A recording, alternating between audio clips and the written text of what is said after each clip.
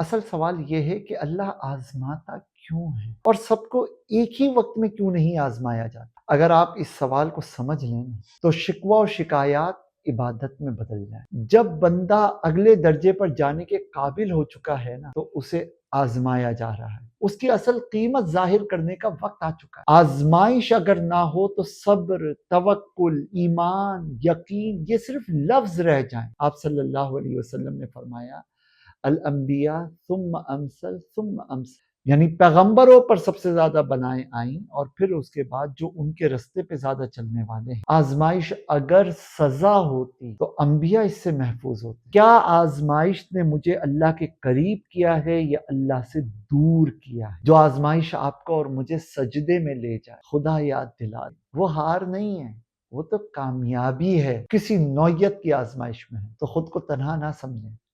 ہو سکتا ہے اللہ تعالیٰ اس آزمائش کے ذریعے آپ کو توڑ نہ رہا ہو، آپ کو تراش رہا ہو، جو آپ کے حسن میں اضافے کا سبب بنے، آپ کے ایمان میں ترقی کا ذریعہ بنے، جو آپ کی روحانیت میں جلا اور اجالے کا ذریعہ بنے۔ اللہ پاک مجھے اور آپ کو آزمائش میں رجوع الی اللہ کرنے کی توفیق دے۔